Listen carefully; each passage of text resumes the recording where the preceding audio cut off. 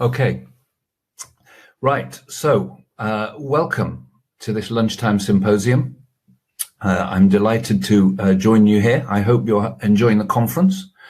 This lunchtime symposium is brought to you by Edwards, a name that you are all familiar with if you've been working in cardiac anesthesia or critical care for any length of time. And this session is about hypotension. How can we avoid it? How can we monitor it? And we have two excellent speakers today. We have Dr. Brad Cardonell from Missouri and Dr. Alexander Vlaar from Amsterdam. My name is Dr. Nick Fletcher and I'm from London, although by the magic of virtual conferencing, I'm actually speaking to you from Spain, somewhere near the beach. It's a shame we can't all be together in Rome, but I'm hoping we'll all get together very soon in the future.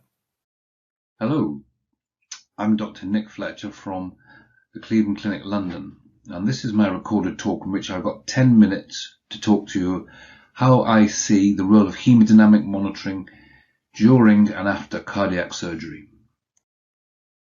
So this is my institution, the Cleveland Clinic, London. It's a brand new hospital and it's open just opposite where the Queen of England lives. Unfortunately, you can't visit me just yet, but we'll be opening our theatre doors in January. Here's my conflict of interest in relation to Edwards in this talk. So I'm just going to start here. And there's two gentlemen, a Dr. Dan Engelman and a Dr. Richard Engelman. Richard Engelman is the older man. They're both cardiac surgeons and they both work in Bay State in the US. And it's an interesting relationship because the father was very much involved in the development of fast-track cardiac surgery. And his son has kept it in the family and taken it a stage further, and he's been very much the leader in terms of defining and promoting enhanced recovery in cardiac surgery. And indeed, we can look back to where fast-track led us and where we've come from. So when I started cardiac anesthesia in the 1990s, I think the lessons that we learned were we needed to manage hypothermia. We stopped giving opiate pre-meds. We've moderated our use of opiates from really high dose fentanyl anesthesia. We've really come on in the monitoring we can use where we were very much limited to PA catheters. There was no consensus really on fluid goals and vasoactive therapy. We had overnight intubation and really quite long hospital stays. We were very much focused on mortality, but I think we've focused much more on other outcomes that are actually more important to the patient. Not that mortality is not important to patients, but it's a very all or nothing, a slightly lazy outcome. So enhanced recovery, as you know, has really developed right through the 90s, started really with bowel surgery when surgeons started doing laparoscopic surgery and realised patients could mobilise much more quickly and have a much better recovery. And really it's the same for cardiac surgery, but it's been a little bit longer really to develop. This was published in JAMA Surgery in 2019 and actually has been the most downloaded paper ever published in JAMA Surgery. There's been a phenomenal amount of interest in this. So it really just shows that it was something people were waiting for and wanted to sort of hang their practice on. And certainly it allows us. So I've just put in yellow, highlighted the things that are very much under the control of us as cardiac anaesthetists. And if you, I've just stratified it into the strength of recommendation. So if we look at goal-directed therapy, this is a strong recommendation, also supported by a level B evidence base. So let's talk a little bit about goal-directed therapy, or as I prefer to call it, goal-directed hemodynamic management, because it describes it, I think, much better. So what is it? Well, it's really about optimizing oxygen delivery to tissues. This is what it's all about. This is, at the end of the day, this is what we're really trying to do to give our patients the best outcomes. And we're going to manipulate preload, contractility, and afterload in our cardiac surgical patients, because all these variables are in play. And it's about monitoring and it's about management. You can monitor, but if you don't get the management right, a monitor makes no difference. If you don't have the monitor, then the management really is very difficult to standardize and be rational. So they've done goal-directed therapy really in non-cardiac surgery for quite a long time. And you can see there's a lot of studies really to form the evidence base. And this was a meta-analysis done in 2010, which said hemodynamic monitoring coupled with therapy reduces surgical mortality and morbidity in a non-cardiac group of patients. So there's been a lot of work done over the years, but it's not really translated to cardiac surgery. So some of the same group of people actually used the same technique, did a meta-analysis. There were only 5 studies who met the inclusion criteria. But from these 5 studies, they were able to conclude that the use of preemptive goal-directed therapy in cardiac surgery can reduce morbidity and hospital length of stay, which is what enhanced recovery is all about. This is another study from St George's, some of my colleagues, who did goal-directed therapy compared with standard therapy and looked at the incidence of acute kidney injury as a specific outcome. And it was quite interesting what they found, but you can see in the GDT group, only 8 patients had AKI, whereas in the standardized group, 28 patients had it. So you can see there's a huge difference there. So they saw a difference in the incidence of AKI, but also a reduction in ICU and hospital length of stay. We've had further studies. This is a large study, came from Brazil, and they were able to conclude that goal-directed therapy using fluids, inotropes and blood transfusion reduced 30-day major complications, so improving the safety of cardiac surgery. There's a Chinese group then who repeated a meta-analysis, including 9 studies with double the number of patients from the earlier meta-analysis. And actually what they found was consistent with the earlier meta-analysis, that goal-directed therapy reduces the length of hospital stay compared with standard care. And again, this is what enhanced recovery is all about, reducing the length of hospital stay. That's what's important to patients. So what about the mechanics of this? What about the nuts and bolts? How do we do this for cardiac surgery patients? Well, there's 3 ways we can determine which patients are fluid responders. Stroke volume variation, using a passive leg raise and, if you like, an auto transfusion, or using a fluid challenge. Now there's some pros and cons to all of these. The fluid challenge, you obviously have to put external fluid in. You have to give a fluid load. Whereas with the 2 techniques, the proponents would say that you don't need to do this. So let's see which ones work in cardiac surgery patients. Well, stroke volume variation doesn't really work because, for a start, we haven't got a closed chest. We have a number of chest drains. Also, you need to be synchronized with the ventilator to do this. You need to be fully synchronized, mechanical ventilation. Now, in this area of early extubation, really, we're trying to wean our patients almost from the time they get to the intensive care unit. So this doesn't really work. In theatres, obviously, the chest is open most of the time. So again, this can't really work. So let's have a look at passive leg raise. Well, passive leg raise isn't really validated in cardiac surgery, and there's a number of reasons. A, you can't really do it in theatre for obvious reasons. But post-theatre, it's not validated. The patients have had saphenous vein harvesting, and the legs are often tightly bound in dressings. So I think passive leg raise is not really going to work in cardiac surgical patients. Certainly, there's very few people trying to look at that. So we're left with fluid challenge. So fluid challenge is, as I'm sure you know, using the cardiac function curve and determining the difference in stroke volume in response to a fluid load. So obviously we need a hemodynamic monitor. We would use the flow track. We previously used another monitor, which we found maybe didn't quite suit our needs, but we found the flow track a very responsive monitor for cardiac surgical patients. Also, we can use the same monitor for the pulmonary artery catheter, and there's some very interesting developments going on with that, I think, that will be shared with you very soon. Anyway, so we've got the cardiac function curve, and we look at the response to a fluid load. And Really, we're trying to work out where the patient is and how responsive they are on that curve. And this should be used as part of a standardized goal-directed hemodynamic therapy protocol. With a time limit, we would select 6 hours. You need to have fluid balance and CVP rise limits to act as a brake to avoid any fluid overload. You also need, as part of this, a hemodynamic escalation algorithm if the patient becomes persistently hypotensive and requiring vasoconstrictors, or indeed some inotropic assistance. These all need to be built in.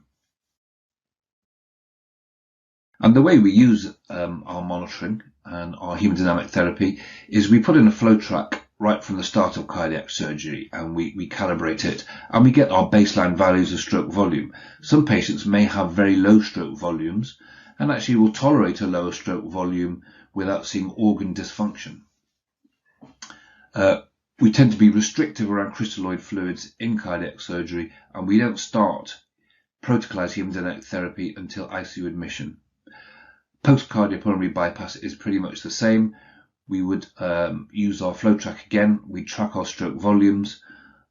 We might start giving some fluid challenge, and we do, and also coming off bypass, the surgeon will give fluid challenge, and we can see how the stroke volume is responsive to that.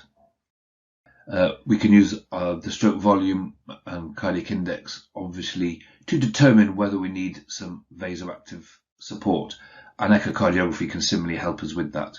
And then we will start our goal-directed hemodynamic therapy in ICU for 6 hours from admission. So that's all from me, really. I just want to summarise the benefits of continuous stroke volume monitoring and goal-directed hemodynamic therapy. So I would say there's early optimisation of organ perfusion. We can have protocolised and standardised care for cardiac surgical patients. We get more stable hemodynamics when we have a coherent and consistent plan. And it frequently means less fluid when compared with non-standardised care. If we don't get a response in stroke volume that shows we're on the steep part of the cardiac function curve, then we don't give fluids.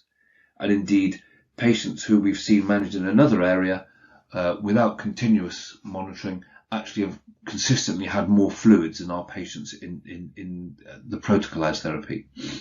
It's a rational basis in which to escalate vasoactive therapy with the potential to reduce complications and hospital stay. Thank you very much for your attention. I'll give way to the other speakers, and I will be back and we'll take some questions and discuss what we've heard later on. Thank you very much.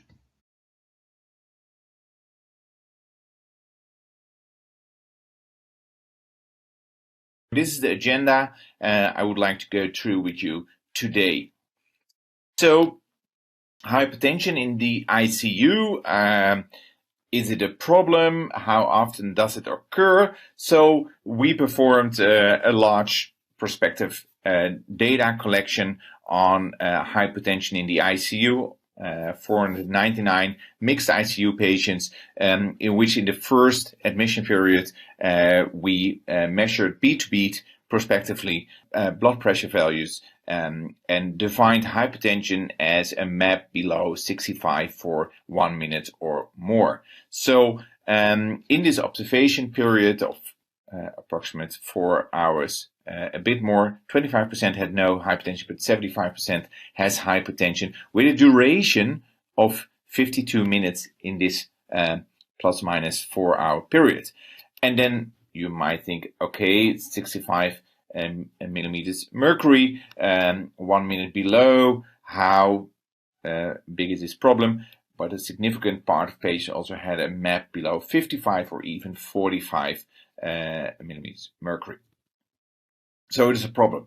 And then, of course, the question is, what are nurses and physicians doing with those periods of hypertension? So in a small part of this study, we did a bedside annotation for 7 to 8 hours, in which 20 patients, 147 hypertensive events. And what you see here is that approximately in 75% of the cases, there was just a wait and see policy. And of course, this hypertension recovers again. So maybe this is also something what you know from your ICU. This is a kind of wait and see policy, and in the expectation that the blood pressure will raise again, and if not, then we start to do interventions. However, we know from observational studies that a MAP below 65 millimeters mercury already is associated with the onset of ACAI, myocardial injury, and mortality. So, of course, there is a stronger association when the depth or the duration is stronger, but still, each blood pressure below 65 is associated with a poorer outcome. So, is this something only in our center? How are other people looking at it? We performed the ESCM endorsed survey about the incidence, definition, and management of hypertension. Quite a significant number of respondents, and also a nice balance between ICU physicians and ICU nurses. Worldwide coverage. And what you see here is that in general ICU, the majority uses a hypertension threshold, the majority uses MAP, and the majority uses an absolute number. And then if we look what is this threshold, then you see here the spread, but 65 is the majority of physicians and nurses using a MAP of 65. So what we looked and asked also about is, what do you think about hypertension? Is it underdiagnosed? And yes, the majority of respondents think it is severely underdiagnosed. Are they aware, or do they think it's associated with poor outcome? Yes, again, everybody confirms that that's what they think it is. Another question regarding a solution, we wanted to know whether physicians and nurses feel comfortable in treating hypertension autonomously, because what we think is in an ICU setting where you have several patients under your supervision as a staff or consultant, you need to have the option that bedside nurses are able to act on hypertension. So, and the majority of physicians and nurses indicate that treatment of hypertension should be improved in their ICU. Also, we asked whether ICUs have a hypertension treatment protocol, and the majority of ICUs have no hypertension treatment protocol. We assume that most of the ICUs merely have a protocol based for sepsis or a protocol based for post-cardiac surgery, but not a specific hypertension treatment protocol. So the other question was, would you like to have one in the future? And the majority also is positive regarding a hypertension management protocol. Already 1/3 approximately has one, so it's not a crazy idea. And we also asked when they have one, are nurses allowed to treat autonomously hypertension? And also the majority is allowed to do that. So we think this is the way forward. So a majority of physicians and nurses think also hypertension could be improved, could be prevented, but how can we do it? And there I think HPI could help.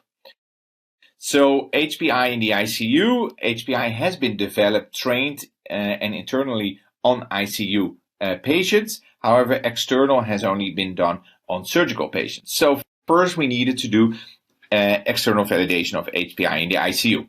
This is preliminary results from external validation of HPI in the ICU in COVID-19 patients, but also in this physics study I already introduced at the beginning. So here you see the ROC curve in HPI COVID-19 with a significant number of hypertensive events in COVID-19 ICU patients, a long observation period, and the total weighted, the time weighted average of hypertension was 0.085. So we think a very nice performance of HPI in COVID-19. Here you also see the calibration that when HPI goes up, the event rate also nicely goes up. When we go to the physic, which was pre-COVID with a mixed ICU, validation similar to previous publication of Hatip in anesthesiology, and here again with a 5 minutes prior to start of hypertensive events. The upper, you have a very beautiful rock curve, which shows the performance of HPI in the ICU. And again, the calibration curve for different time until hypertension thresholds confirms also the performance. So this was the basis for us to start a randomized trial. So hypertension is a significant problem in the ICU. We know we have a machine learning derived algorithm which can warn us that an instability hypertensive event is coming up.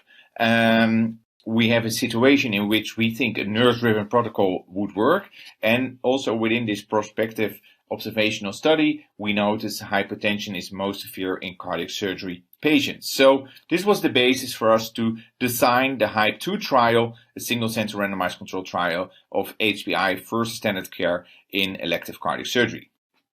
So we performed already the HYPE-1, which was in non-cardiac surgery, published in JAMA recently, in which we used HPI also versus standard care, and TWH in hypertension significantly reduced, about 70%. Here you see the results. And important also, no difference in cumulative dose or type of vasopressors and fluids in both arms. Also, no hypertension induced in the HPI arm. So the HYPE-2 regional first randomized trial using HPI in cardiac surgery, but also in the ICU patients. Hypertension during OR and ICU is associated with increased morbidity, as already mentioned in the introduction, and TWH of hypertension in cardiac surgery is relatively high compared to the hypertension in general surgery, at least in our center, but I think it's really well to be extrapolated to other sites. These are the inclusion criteria. Of course, there needs to be a target map at least of 65. So if the anesthesiology or surgical team thinks differently about it preoperative, then a patient cannot be enrolled, but else they can be enrolled.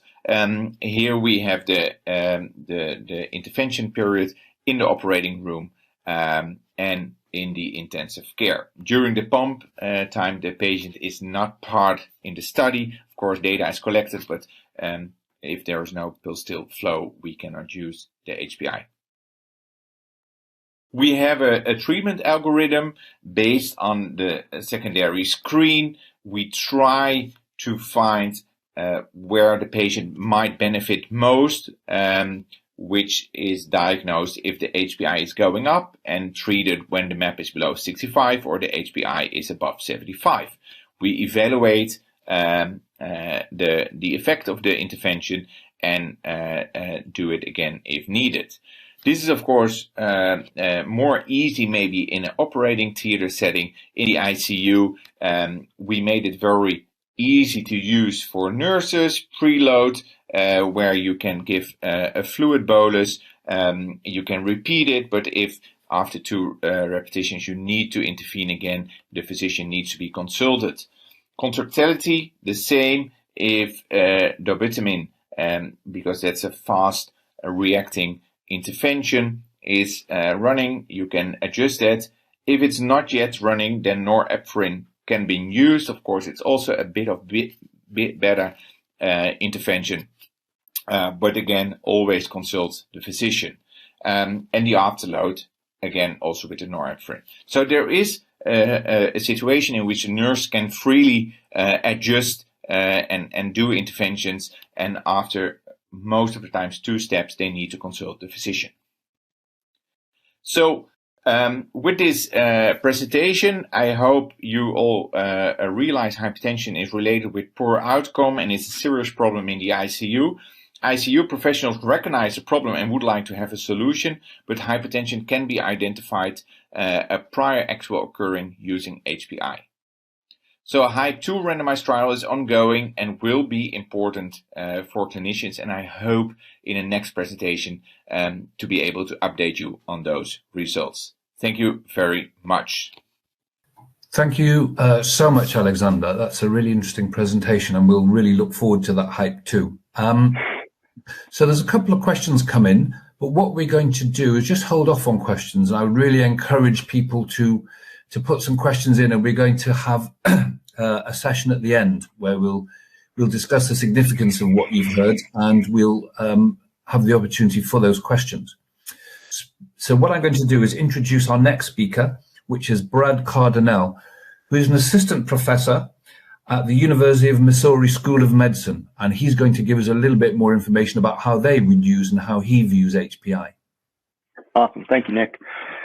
Thank you, Alex, for that excellent presentation. So yes, greetings from across the pond here in Missouri. So I want to go over enhancing patient safety by measuring, monitoring, and treating the hemodynamic instability, and actually getting at the root cause of it, the etiology of why the patient is hypotensive, and then also understanding that we can prevent hypotension now. We don't have to wait and be reactive to it. So these are my disclosure slides. So what are we talking about here? So this is the Acumen IQ sensor. So Dr. Fletcher mentioned the FlowTrack, and what this is an updated version of FlowTrack that provides more information so that we can prevent hypotension and get at the true etiology of the hypotension with all those parameters that we've mentioned before and that we'll go into detail here. So we have the Acumen IQ sensor, and this is connected to the Hemisphere module that was mentioned as well. That gives us all this information to help take care of the patient, not just in the operating room, but also in the intensive care unit where we don't have consistent or constant echocardiography to be looking at the heart, or we can't, just look over the drapes and see the heart and see what the right side is doing. So what are our goals with Acumen IQ and cardiac surgery? Well, as mentioned before, I think we need to get at a standard approach to post-op cardiac ICU care. And what this does is this gives us all those parameters of preload, afterload contractility to help develop algorithms for the ICU and give the nurses that same information or similar information that we have in the operating room or the operating theater to help take care of that patient, where we don't just go based off clinical experience, because if it's anything like in Europe, what is in the States, we have a high turnover of our ICU nurses currently. And we want to be able to provide our patients with the same level of care, regardless of who's at the bedside. We can use HPI, or hypotensive predictive index, when external factors aren't present to prevent hypotension. So a lot of times when I talk about HPI and cardiac surgery, everyone always mentions, well, cardiac surgery is different. We have a surgeon or assistant pressing on the heart, and we don't know that they're going to become hypotensive. Well, if you look at the entire time the patient has an arterial line, I think that's a small fraction of the time period. So we can still use HPI to prevent hypotension, prevent those comorbidities that were mentioned in the previous presentations. This also helps develop a minimalistic approach to monitor post-op cardiac surgery patients. So this gives us similar information as to a SWAN to help take care of these patients with cardiac output, cardiac index. And the other advantage is if you are using a continuous cardiac output SWAN, that takes around 4 to 8 minutes to give you accurate information, and it averages that time over 4 to 8 minutes. The Acumen IQ sensor updates every 20 seconds. So in a very dynamic patient, very dynamic environment in cardiac surgery, we get more information that's more relevant at that point in time, which is very important in the operating room. So Acumen HPI is comprised of 3 components. First thing is the HPI parameter, the hypotensive predictive index. So this is an index value that ranges from 0 to 100, with the higher the value indicates the higher the likelihood and the sooner the patient is going to become hypotensive. In this algorithm, the hypotensive is defined as a MAP less than 65 for a duration greater than 1 minute. The next thing we have on our screen here is the HPI high pop-up alert. So this alert will occur if your HPI number is above 85 for 2 consecutive readings. And of course, as mentioned before, those are 20-second readings. Or if it reaches 100, prompting you to review a secondary screen. The secondary screen can be changed around. This is just one look of what it can appear like. But what it does is it provides the information about etiology of why the patient's hypotensive. Again, hypotension can be easily corrected by giving a vasopressor or potentially fluid, but we want to get at the true etiology, because our whole goal is to increase flow and increase that oxygen delivery to the mitochondria and to the end organ perfusion, so that we prevent those comorbidities. So again, it's not just preventing hypotension, but it's also getting at the etiology of why the patient's hypotensive. And the secondary screen helps us with that information. So how did we get to the HPI number? How did they develop it? Well, they looked at real-time waveform features and examined their changes in variability, the complexity, and the dynamic associations. So things like aortic compliance and stroke volume. And then they put those features together to where they were interactive with each other, and not just looked at a single feature. So it may be how aortic compliance is behaving with afterload. And they did all these with machine learning. So they found that there were 2.6 million features that could be derived from an arterial pressure waveform.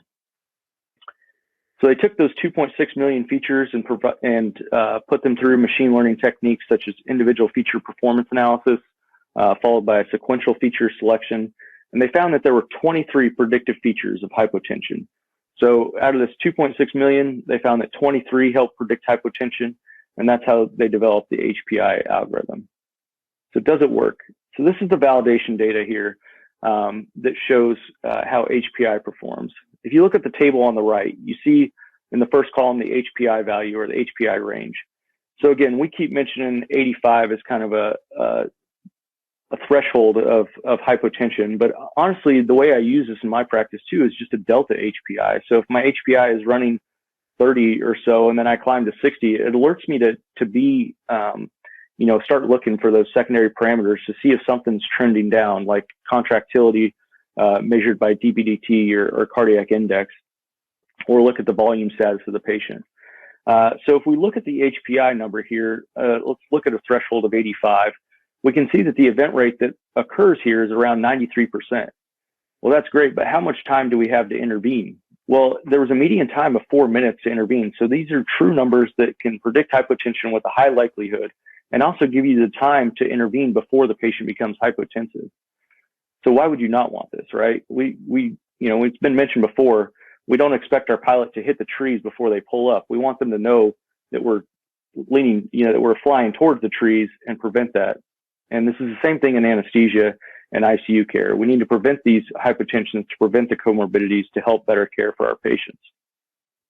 So some of the HPI parameters that can help us determine the etiology of hypotension are things like preload with stroke volume variation.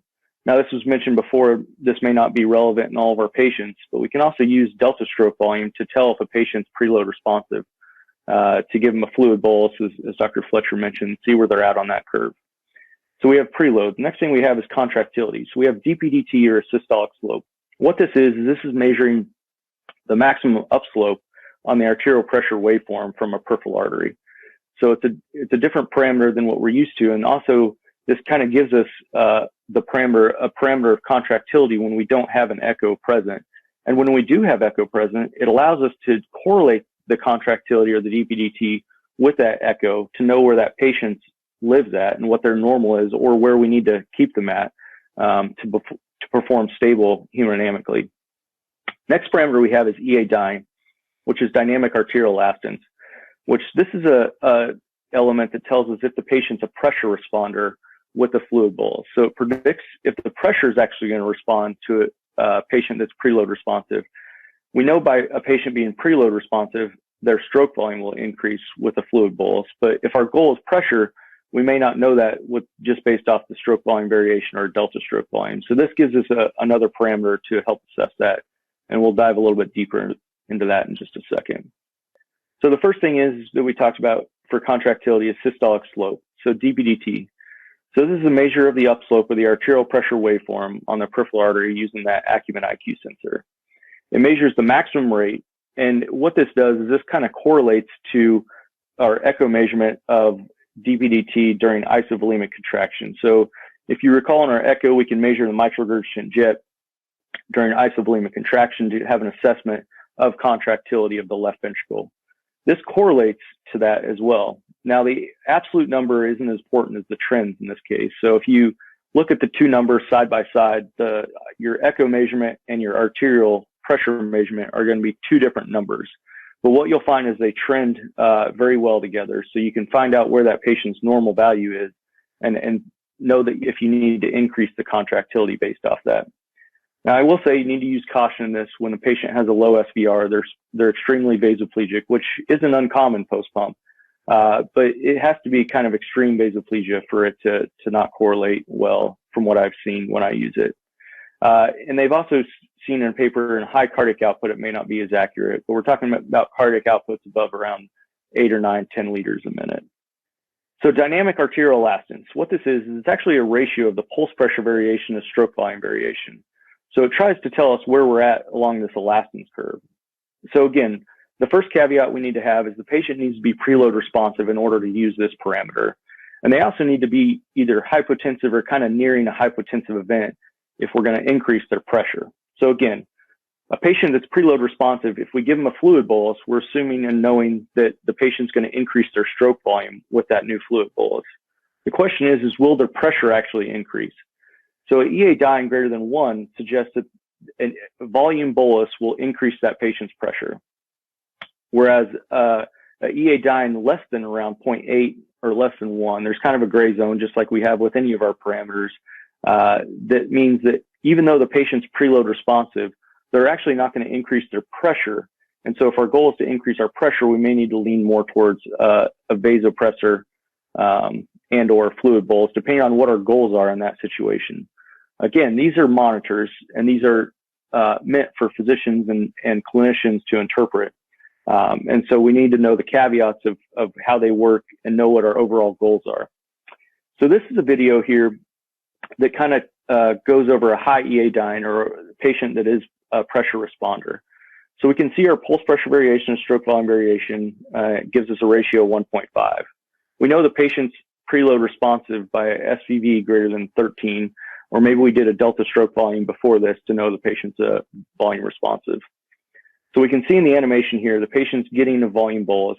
The patient was hypotensive before, but now we know with this volume bolus that we're going to provide this patient, their pressure is going to increase because the dynamic association between the ventricle and the arterial system allows that new volume ejected into the arterial system to increase the pressure due to a high elastance.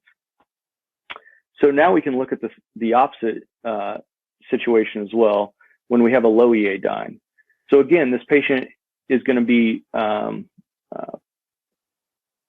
preload responsive. Can we play this video from the start here? This patient's preload responsive. So we see an SVV of 15%. So we know the patient is preload responsive. So with the fluid bolus, their stroke volume will increase. Now the question is, the patient's hypotensive, so we want to correct that. So with that fluid bolus, will their pressure increase? And the answer here is no, because of where they're at on the elastance curve here, that their EA dyne is less than 1, it's around 0.7. So in this situation, if we want to increase their pressure alone, we're going to need a vasopressor. But if we, depending on where we're at in the patient's physiology, you may still want to give volume to this patient, but don't expect it to increase your pressure. Does this work in our cardiac surgery patients? So this is one case that I did. So we have the advantage, and we've used Acumen IQ in all of our cardiac surgery patients as a standard of care for about 1.5 years now. So does it work in these sick patients? So this is one of our sick patients that we have, EF 10%. This is a post-aortic valve replacement for severe aortic stenosis and had a CABG ×1. On the bottom here, we see our cardiac output measured by the Acumen IQ sensor. And on the top, this patient also had a SWAN, continuous CCO SWAN. And so we can see the cardiac output here. And two things here that I want to show you is one is it correlates and it works well in some of these sick patients. And two, it actually can give you these numbers sooner than a continuous cardiac output SWAN can. So if you look at the patient peaked around a little bit after 11:30 here on the SWAN, you can also see that peak occurred around 5 to 10 minutes earlier here on the Acumen IQ sensor with the same number of a cardiac output around 8. Now, of course, this patient was on rocket fuel, as I like to say, where they were on high-dose inotropes, high-dose vasopressors. We were doing everything we could to optimize the flow in this situation. But you can see how you get smooth trends with the Acumen cardiac output. because we get continuous updates every 20 seconds versus a continuous cardiac output swan that takes 4 to 8 minutes and then gives you a new number. So we mentioned before, we have a lot of information and a lot of personnel, highly educated personnel, to take care of these patients in the operating room. And our whole goal of preventing hypotension and prevent these comorbidities is all based off the information we receive and then how do we interpret that. So in the operating room, this is just, again, one case example. We were able to only have around 3.5% of hypotension during the case. Now, this is information that we get off of our Acumen IQ sensor as well. We can download this, the case afterwards. I can look at it, review it, and then see exactly how much hypotension we had and how the patient trended. And we do this in a program called Acumen Analytics is an Edwards Life Science component of the Acumen IQ sensor. So then I look at the patient in the ICU, and the patient in the ICU had a hypotensive rate around 31.3%. So they were hypotensive or a MAP less than 65 for around 321 minutes.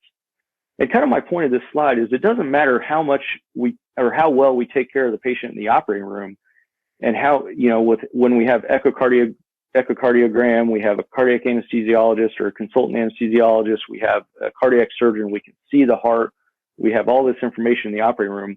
We need to provide that same information to the ICU so they have the same ability to take care of that patient postoperatively. And again, we need to provide that information and educate the bedside nurses because they're there 24 hours a day, where the consultants and the physicians or clinicians taking care of these patients may only be able to be at the bedside for a short period of time. So with this Acumen IQ sensor, we can provide a lot of that information to the bedside. We can develop the standardized algorithms to help take care of these patients throughout their whole stay in the hospital. So again, HPI utility in cardiac surgery, it also allows for smooth transition to drips. So if my HPI number goes up, I can look at the secondary screen, see what's trending, and adjust those drips. Prior to that, I would wait till a patient was hypotensive or nearing hypotensive, provide a bolus, see how the bolus of medication did, whether it be vasopressor or inotrope, and then I would adjust the drip. So HPIs, we talked about, can prevent hypotension rather than allowing the treatment of hypotension, which is where we want to take our practice. We can use trends in DPDT and contractility, which of course is very dynamic in cardiac surgery, and treat that patient's contractility sooner. And again, it's an opportunity to remain minimally invasive or transition to minimally invasive by either not putting swans in or removing swans earlier, if that's your practice. This next video here is, again, just a reminder. Let's get at the root cause of the etiology of the hypotension and not just treat the number. So what you're looking at here is this is circulation of the small bowel, the microcirculation, and healthy flow is actually non-pulsatile, which is the video here on the left, which is a healthy pig intestine that has flow. You can see in all of the villi there. Now these animals have the same blood pressure of a normal blood pressure on the left and the right. What the difference is the video on the right has had a 1 liter blood loss that was corrected with just vasopressors. So you can see how we have to steal from the microcirculation to correct our macro hemodynamics, as I like to say. So again, if you walk in the operating room, these patients are going to have the same blood pressure, but are they getting the same treatment, and are we getting at the root cause of the etiology of the hypotension when we're just correcting with a vasopressor? As our previous speaker mentioned, we need to treat, and both speakers, and what we're getting at today, we can go to the next slide here. What we're getting at today is the volume, the bolus and the vasopressors, inotropes need to be implemented at the right time and not just blindly. So again, Acumen IQ can help provide this objective information to treat these patients. And I think with that, I'll turn it back over to Dr. Fletcher to take some questions here today. And I appreciate your attention. Brad, thank you very much for that. I think you've given us a very good overview of the platform there.